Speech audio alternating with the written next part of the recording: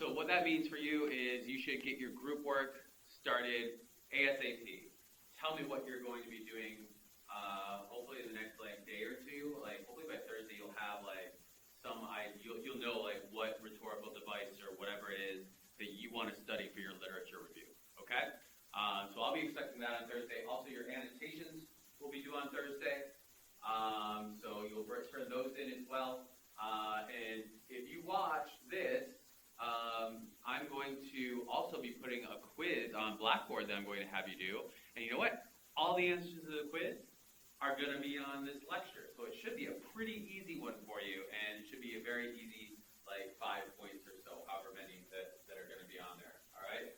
So trying to throw some bones and things like that, just because some folks are not doing that great on the quizzes, or some folks are not turning in certain items of work. So if you need additional help, please see me. I do have office hours available, just not today or tomorrow. But I'm also available by appointment too. Okay, moving on. Rhetors. Okay. We have these items that make up the rhetorical persona. Ethos is a big one. Okay, ethos. We know this from Aristotle. It's about credibility of the speaker. Ethos is created in the speech. That's what Aristotle would talk about. Would be during a speech or a rhetorical text. A rhetor creates ethos for themselves based on how good or bad their arguments are. Bad arguments hurt your ethos. But Cicero, a Roman guy, also said, well, ethos happens before the speech. So your behavior and the way that you act, the way that people view you before the speech has an influence before you even start speaking. This happens in public all the time. There are lots of people who are just people that were just yeah, I don't like that person. So it doesn't matter what they say, they're already starting from behind when they try and convince you or persuade you into acting. Roles, identity, authority, image, we're going to talk about those a little bit more. The book talks about roles. Before we get into that, performance. Performance is not necessarily like this, all right? It's not a song and dance number. It is a broader term. All the activity of a given participant on a given occasion serves to influence which serves to influence in any way of the other participants. So a performance is not just I'm doing a song and dance number. A speech acts is a performance. You are doing a performance just by the way that you dress, just by the way that you present yourself. That is what we consider a performance in our rhetorical textbook. Facets of persona, right? This is ethos can be affected by the arguments made. That's what we talked about with Aristotle. Cicero says it can happen outside the rhetorical act. And so when you see certain rhetors like this guy, right? How does his performance before of his ethos, before he even starts, affect how you view him today, right? And if it depends on who you are. If you are a huge rap music and hip hop fan, you might say yeah, Kanye has great ethos. I think he's awesome, and I am going to listen to whatever he says, even when he puts on a MAGA hat or something like that, right? While others would be Kanye is bonkers, and so it doesn't matter what he says, because it's all going to be tainted by his past practices. What about this guy? Hopefully, it's pretty good ethos. I hope, but I suppose that remains to be seen on my classroom evaluations, right? If I ever make it back to the classroom. Roles. The book talks about presidential roles too, the roles that Reagan used. Because there are lots of roles as a president that you have to fulfill. Is the commander-in-chief versus a chief legislator versus a party leader, and all these roles are carried out by a president at the same time. You also have your own roles that you serve, right? As a student or a Missourian or American or non-American, whether you're a Greek life member or not, whether you're a communication major or minor, and your role in the family as a son or daughter, as president. So we have all of these roles that are taking place at the same time. And that is something that we're also always like negotiating with ourselves, but that also like helps to create like who you are as a rhetor.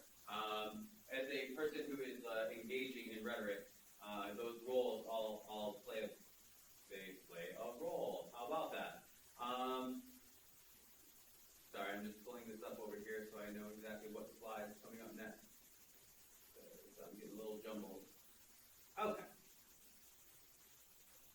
So that's what we're talking about with roles. Like we all like are carrying multiple roles and things like that. But roles are more like the jobs that we have, like the tasks that we serve. It's a little bit different than identity, right? Sorry. I forgot what was on this slide. So the book discusses the roles that Reagan presented as president, which he talks about. Consider how Reagan fulfills their roles differently and the same as like Trump fulfills roles, right?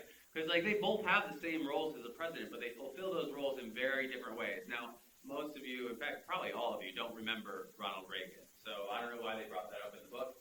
But you can certainly consider how Barack Obama or George W. Bush fulfilled their roles as president in ways and fashions that were different than the way that Donald Trump fulfills his role as president. Good example, commander-in-chief role. You know, Obama, George W. Bush, they had very different ways that they expressed themselves as commander-in-chief, right?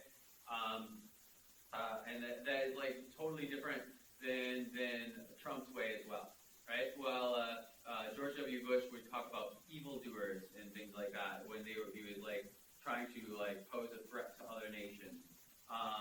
Obama, he like did his own way of threatening other nations and like invading other nations too. And Trump differs in the way that he engages in that rhetoric, right? Where Bush would do it in a more traditional format, giving a speech.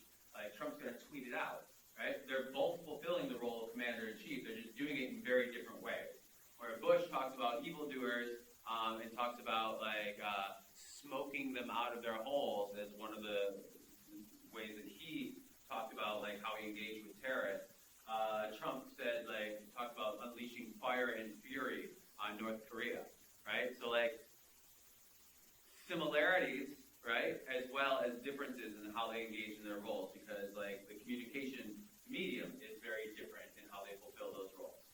But so these roles are like pretty much the same for every president, like as the president, but how they fulfill them might be very different in each case.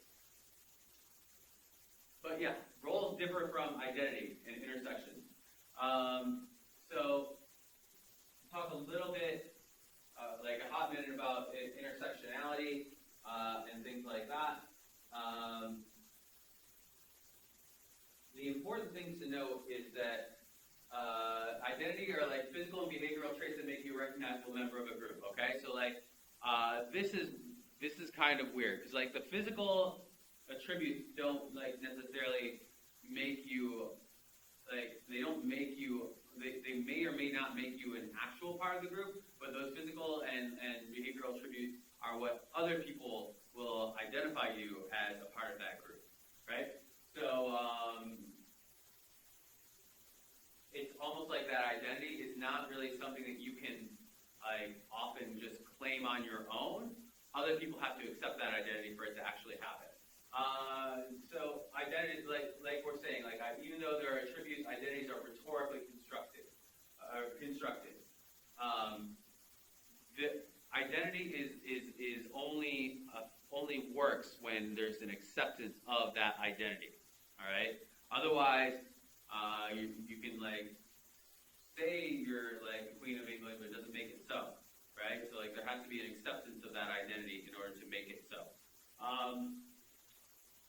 Then they get into this idea of intersections, and they say all identities are multiplicative rather than additive.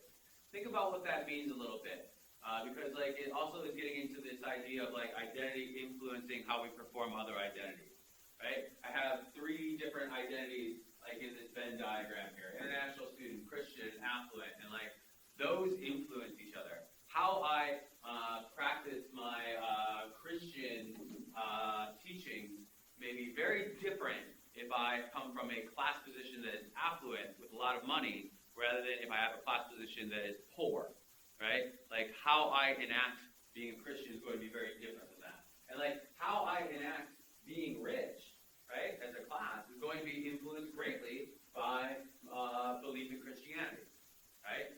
Supposedly. And like being an international student is going to have all kinds of different flavors on both of these as well, right? While some international students or something like that might have different ways that they're going to enact class rather than others. And it's not necessarily that they're an international student per se, but like someone from different countries and things like that. So like these identities all influence each other. They all like are they're literally like intersecting. That's what intersectionality is about. All right, like. A lot of these terms about identity and intersectionality and things like that kind of get like bandied about in ways that is just very not productive. But it's very important that like we understand how these things operate, so that like we don't sound silly if we're trying to critique an idea like this. Okay, so you all have your own intersecting identities too, and those intersections will influence how you perform each of those individual identities that you have. And sometimes identities can be in conflict with each other. You can carry identities that have conflict, that have internal conflict. Examples of this would be feminist and Catholic. All right, there's lots of people who are feminists and lots of people who are Catholic at the same time. All right, but they definitely conflict with each other. If a part of being feminist is about body autonomy and reproductive rights and equality in relationships, then the teachings of the Catholic Church like often conflict with that, right? Because like abortion is a no-go in the Catholic Church, right? As well as like a lot of types of birth control is a no-go in the Catholic Church, right? Shoot, for a long time, like even still in the United States, like condoms are like no-go in the Catholic Church. So that conflicts with the idea of feminism. Equality in relationships versus like the biblical teachings. I mean, if you've ever been to a Catholic wedding, sometimes you get like some real humdingers verses that are read talking about like the wife's job is to honor and obey the husband. That is not really in tune with a lot of our modern ideas of feminism, right? But does that mean that you can't be feminist and Catholic at the same time? No. We negotiate these differences. We settle these internal conflicts ourselves, right? We make these things like we make it work. So something that you might want to think about if you wanted to pause the video for a second and like consider this, think about it. Like what identities do you have that might be in conflict with each other, and how do you internally resolve that conflict, right? And like all of us are going to have like certain things that are in conflict with each other. I know that like I am a big advocate of labor, right? And like so I'm all about like like fighting for working people and things like that. But at the same time, like I might enjoy football, and like football is like notoriously bad for the workers, or something like that. Or I might be, or even better example, I might still go to Walmart. Right? Even though I care about workers and things like that, and I see myself as a big labor person, I still go to Walmart or use Amazon, even though they treat their workers very, very badly, because we have to deal with and negotiate these identities, these conflicting ideas where I'm still someone who needs to take part in society. Maybe that's not a good example, because using Amazon isn't really an identity, but yeah. I suppose other ones would be like, I don't know. Think about it, all right? There's definitely like identities that we have that are in conflict with each other. And if I had a little bit more time to consider this, I would think about it even more. One of the things about identities is like some of them become what we call dominant identities, okay? Dominant identities you can recognize because they're often invisible. which is kind of like counterintuitive, but no, like the invisibility of dominant identities makes you know that it's dominant. We can see this when we look at terms where we use like the doublespeak. Male is an identity, but when we say male football player, it sounds weird because, like, well, almost all football players are male. So then that sounds odd, and that's because like that maleness in the terms of football is a dominant identity, right? If we said female football player, then that makes the female identity more visible, and the same thing happens with whiteness too, right? White is the norm, and so like anything apart from that is not a dominant identity. This is why they say a lot of things like about white privilege and things like that is invisible, right? Because like it's dominant, it's there, and but you don't see it because of its dominance.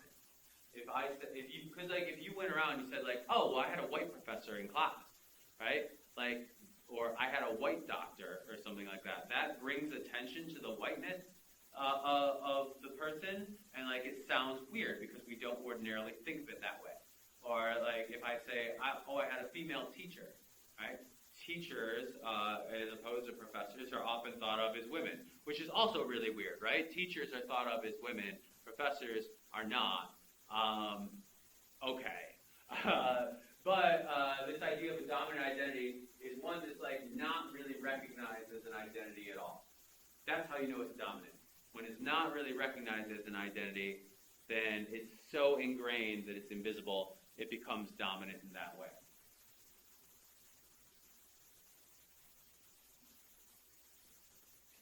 Okay. So, we get to this interesting part about strategic essentialism, okay? This is Gayatri Spivak. What Gayatri Spivak does is a little bit controversial, but like at the same time, we all understand this because we've seen it. It's like she tries to essentialize certain marginalized identities that aren't dominant, right? And strategically essentialize them. Now, essentialism is normally something that we don't want to do. We don't want to essentialize an identity because like that kind of like paints everyone in a certain group with a broad brush. But essentialism is to find the core aspects of an identity that's considered fixed and immutable. Typically, it's something we would avoid, right? So we don't want to like just say, oh, you're Arabic, so all Arabic are like this, right? We don't want to do that. However, when we essentialize certain identities strategically, we can create an authority and legitimacy to speak. Okay? That means that like this is not intersectional.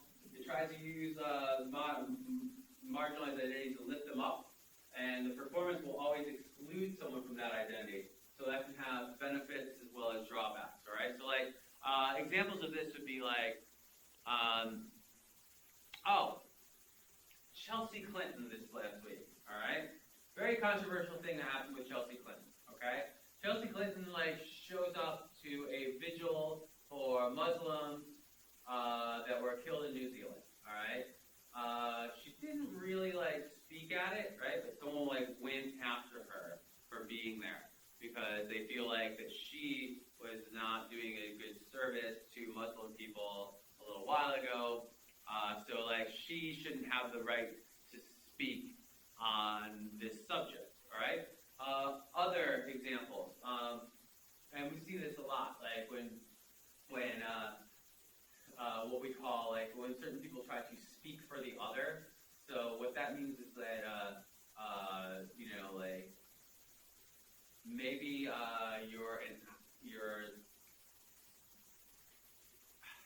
okay. So like this happens a lot with white people. All right, white people will often like speak in favor of like certain ideas or people that aren't them, and so Spivak would say, yeah, that's cool and all, like that's great that you're trying to do this, something like this, but why aren't you using your like dominant identity in order to lift someone else up who is a part of like this marginalized identity? So like Why is it that like some white dude is going to talk about the plight of the Palestinian people instead of like talking to a Palestinian about it, right?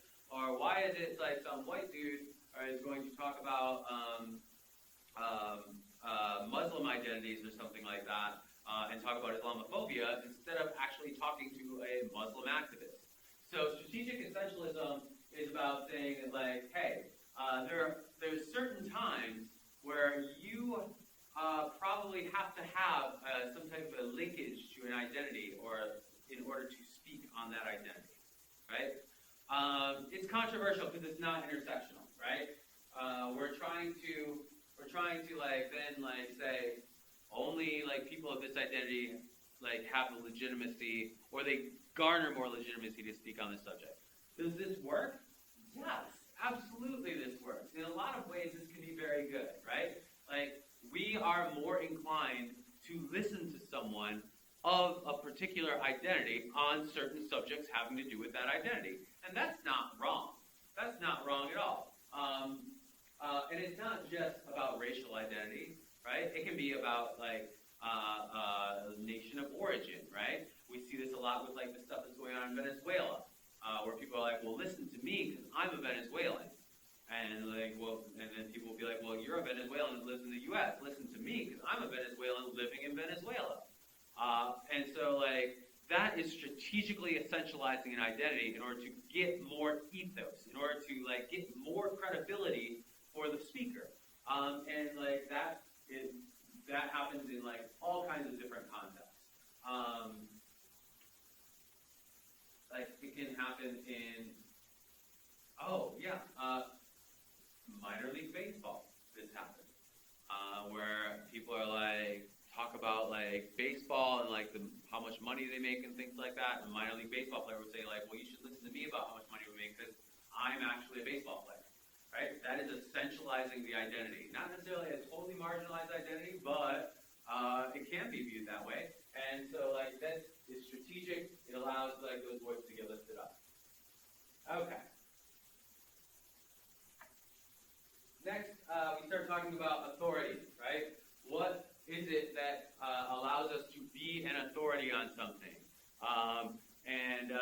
They are Rhetors that are in possession of socially recognized power. That is what authority is. That's what gives you authority. It's not power like muscular power. It's socially recognized power, a.k.a. social power. Social power is influence in a particular social structure that can cause people to act. All right? Like, if you have social power, you can make people act, right, because of the power you hold in a particular social structure. My social structure here in the United States, in Missouri, in an academic setting, is not going to carry the same social power in Baghdad, right, or wherever else in the world, or in like, Beijing. It's not going to have the same social power at all. It functions differently. So we have all these different types of social power. Okay? Reward power, the power to perceived authority to provide rewards. Coercive power, the authority of the rhetor to punish the audience. Expert power, authority stemming from knowledge, talent, or skill. Referent power, I don't really have to read the entire thing here, but like it's fine. We'll just go through it. Referent power is the authority of the rhetor from identification with the rhetor. What that means is like it's like the power that you have from being like friends with people. That's what they mean by like identification with the rhetor. Like I like you, and that gives me power. Legitimate power is authority from an assigned position, such as an elected official. And like none of these forms of power are inherently good or bad. None of them. All right? There are times where you want to have coercive power, right? There are times when you want to have legitimate power. Legitimate power does not mean it's the best, right? We have a really big connotation with legitimate, saying legitimate, oh, that's good, right? And that's great until like you have someone that's elected that you don't like, right? And then they have legitimate power, but it doesn't mean that you liked it, all right? So all of these things can be used in good ways. Coercive power, you want a coercive power like in lots of contexts, right? Well, you want a coercive power when you are raising your child and you're like, hey, like, don't skip school or else I'm going to spank you, right? Or punish you in some way, right? Put you in timeout if you're mouthing off to mom or something like that. That's coercive power. You want coercive power when you're in the military, right? The military is a great example of coercive power. You need to take that hill. Well, I don't think I should take that hill. I don't know if I like you. I don't know if you have the reference power in order to make me take that hill. Well, that doesn't matter, right? Because like if you don't go and take that hill, I'm going to shoot you, right? Because I have coercive power. Okay? So like all of these things are good or not good or bad. All these things are useful, right? It's not good or bad, it just is. Okay? How we get authority to perform can also be in conflict with identity. All right, like where Spivak was talking about strategic essentialism, it can be a way for marginalized identities to gain authority in order to speak, to gain authority in order to persuade audiences. Sometimes our identities can get in the way of us trying to exert authority. Cornel West was the story in the book where he's like, I'm a religion professor, and the cops don't believe him, and they tell him like, because he's black, and they're like, yeah, right, you're a religion professor, and no, and like get out of the car and everything else. He would constantly be getting pulled over in a particular neighborhood because he was not seen as having like the type of like expert authority and the authority of like having an academic status and things like that. So like his identities of race versus the professor were in conflict in this way. One of my favorite people that I've been following on Twitter as well as in sports writing is Emily Walden. This is her in this picture. Emily Walden, I like started following her like before she was even an official writer. She is a minor league baseball writer. She follows around minor league teams and minor league prospects, gets to know them, and writes about them, writes about who the biggest prospects are and things like that. And when she was going around these minor league parks, like watching games and like scouting things out, constantly men would tell her like about baseball. Like they would like, I mean, the term would be like mansplaining, right? And it's like, well, she's an expert actually at this, but because she's a woman, right? Her gender performance got in the way of like her authority as a sports writer, and we see that in a lot of like sports type of like employment when women are put in there, or when women are like in that industry. So these types of authority, like who has the authority to perform these types of jobs and things like that, to perform these types of roles, like can be in conflict. Emily Walden is now a super successful sports writer. She writes for The Athletic. She just wrote an article with Ken Rosenthal. So like that's pretty much like creme de la creme, top tier level. And her writing has actually influenced minor league baseball to give pay raises to all of their minor league players because they were paid disastrously low. So she's making a huge difference now because she's overcome like this, like I guess impediment of being a woman in a sports industry, which, yeah, it's doing sports industry on hard mode, and it's unfortunate. This idea of gender, though, is like they talk about Judith Butler, how gender is a performance, right? Gender is not the same as sex. We should know this by now. And how we perform gender is based on how we outwardly portray it. And this is not just something that is like, this is not just something that's like something where it's like willy-nilly we just like perform gender based on our wants. There's a lot of science behind this now too. Like, when people are like, oh, well, sex is gender, that's just science. Actually, that's wrong. There's a lot more going on with where the science is like far more updated than this. And so this idea of like gender being performance from Judith Butler, she was ahead of the game when she like started talking about this because we're seeing like more and more expressions of gender gender that are different than what we might be accustomed to and what we might have been used to growing up. That makes sense though, because like there's like not only is gender just a performance where like it's something that is placed upon us from audiences and from other people, but also like there's a lot of science behind it that says like, yeah, there are all these other ways that we can perform gender, and there are other like biological sex like differences that we hadn't been considering before too. So even though there can be linkages with gender and sex, they're definitely distinct in like how we perform them. Butler like talks about this a lot. Last section of the book, they talk about postmodernism. Do not be scared. This stuff actually makes sense. Postmodernism is not like something out to get anyone. Postmodernism is not like it's not an advocacy. It's not a movement. All right. It just is the state of the world. Right. It's just the way that things are now. Not like it's not something that they're trying to convince you of or anything like that. It's just like we've noticed that like a lot of the ways that we've conceived of the world before was wrong.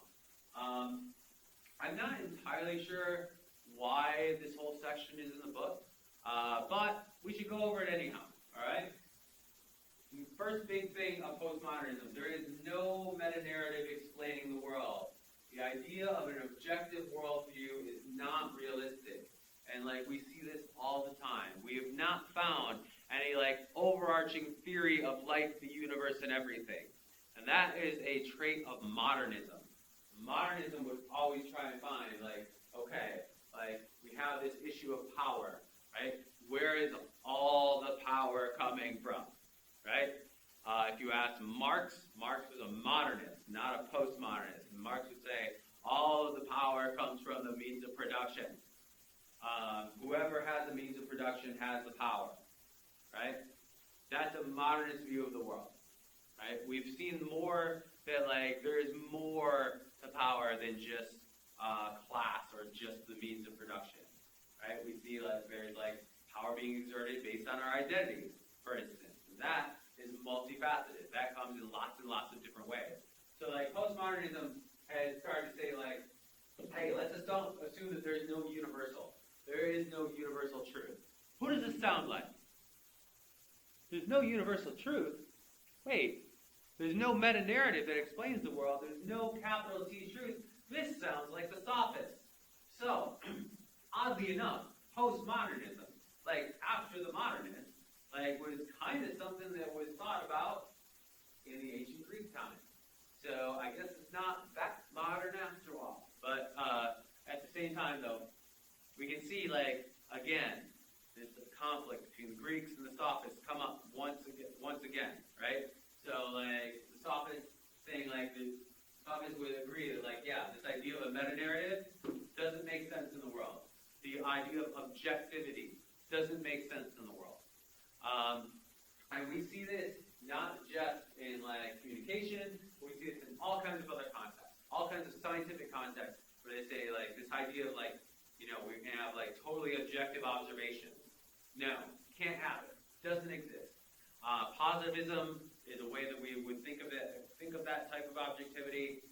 Nobody uses that anymore. All right, like nobody credible in the scientific community looks at it that many anymore. We call it post-positivism. We're past that. So that's an important aspect of postmodernism. Another aspect is that you cannot determine author intent from a text. Or like the author, not that you can't determine it, but like the author intent is not necessarily the effect of the text, is what we should be looking at there. All right? We can make a piece of rhetoric, we can make a film, speech, a book. Our intent is not necessarily the meaning that we derive from it. Right? We see this in lots of different contexts. Like, you may have said something that really upset someone, and you didn't mean it in the way that you said it, right? We have this type of accident. It's a very real world. This is something that we do all the time. So there's nothing like too crazy about that. That makes sense. And that supplies this idea that like your intent doesn't determine the meaning of what you said, right? Just because you didn't mean it that way doesn't mean that that's not the way that it was received. So author intent is always going to be separate from the text.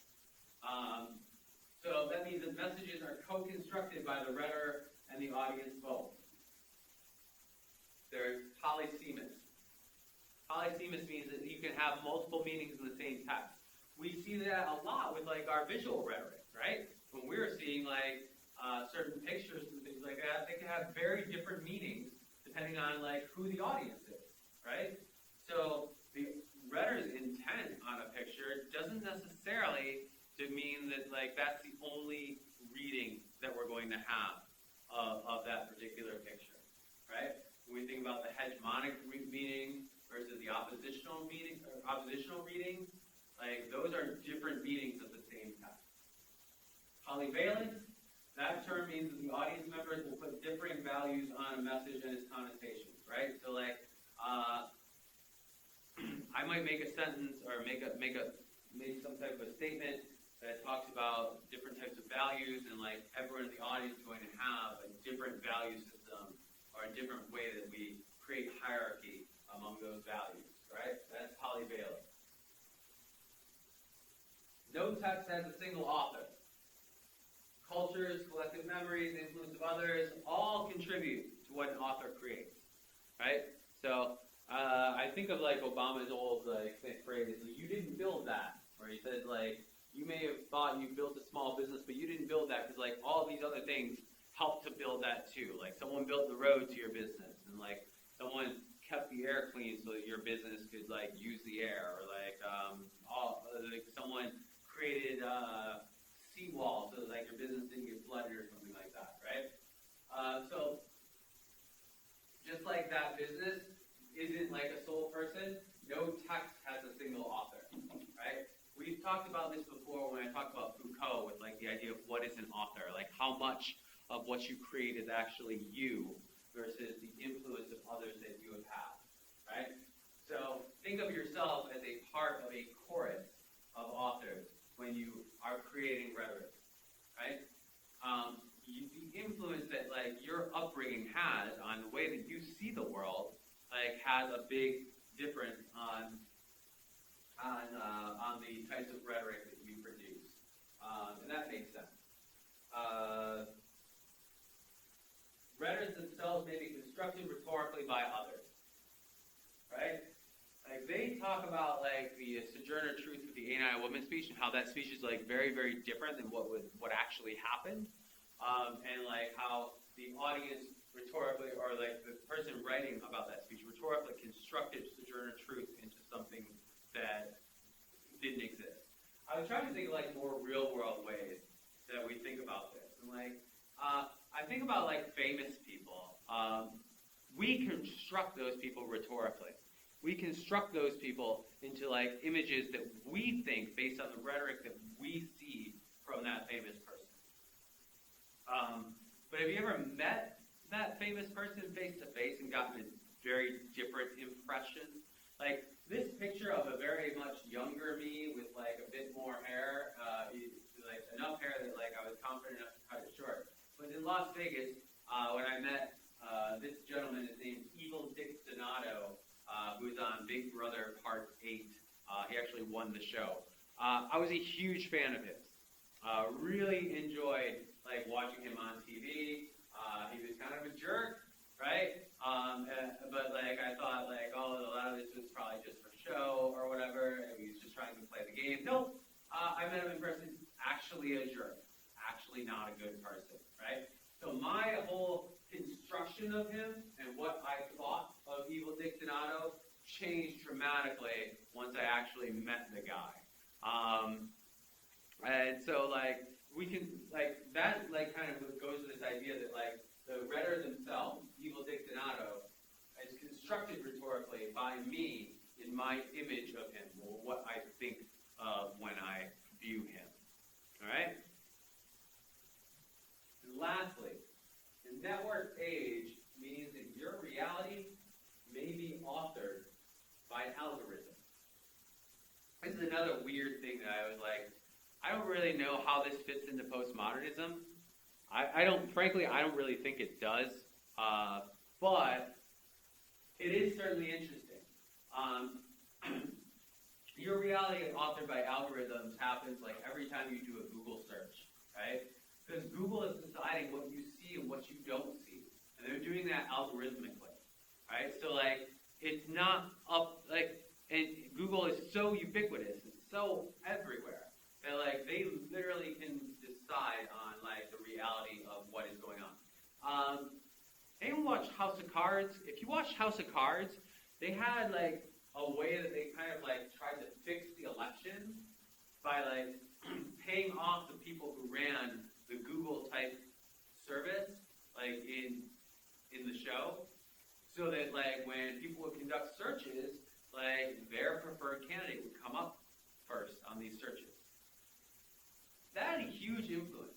That has a huge influence on that could very well have a huge influence on our democracy if Google decided to do that. Google's influence already has a huge influence on our democracy. And that is done not because like they want or don't want certain things, but because that's what the algorithm spits out. Alright? We see this that like the role of algorithms is becoming greater and greater in our lives. The role of like these technological ways of knowing and ways of like reporting the news even. You see like on this slide, we have a game summary, like a sports story. This is in the Washington Post? I think it was in the Washington Post actually. It's a sports story about like a football game. I believe it's a high school football game. But entirely written by AI. And you wouldn't know it if you read it. You wouldn't realize, oh, this is written by a computer. A lot of financial reports now are written by AIs. They just like see what the price is doing on certain stocks, and they'll just like write a story based on that.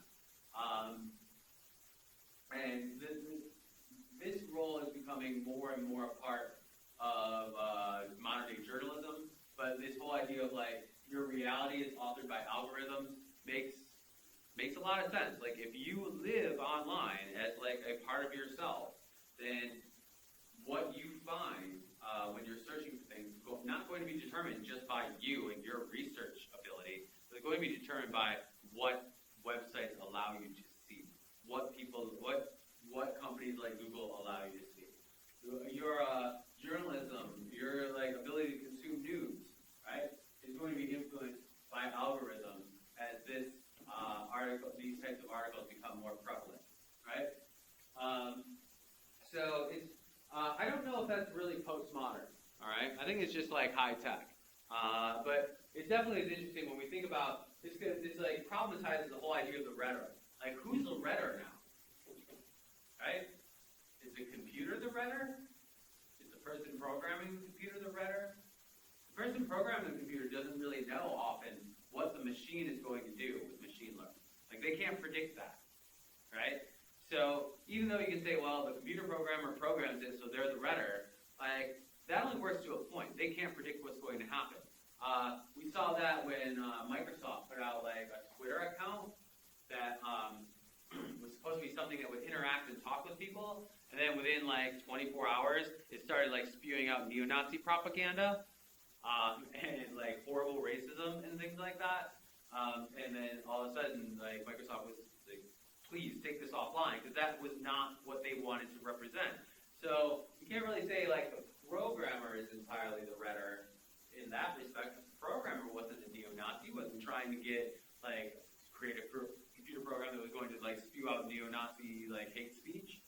So this problematizes and like confuses like this whole idea of who the rhetor is, and that's why it's relevant to this chapter. I don't know how relevant it is to postmodernism, but that is what it is. So Thursday, your annotation should be due. Please start talking with your groups. Please, like hopefully you've already started talking with your groups. Like I cannot overemphasize like how you don't want to wait on this project. Okay.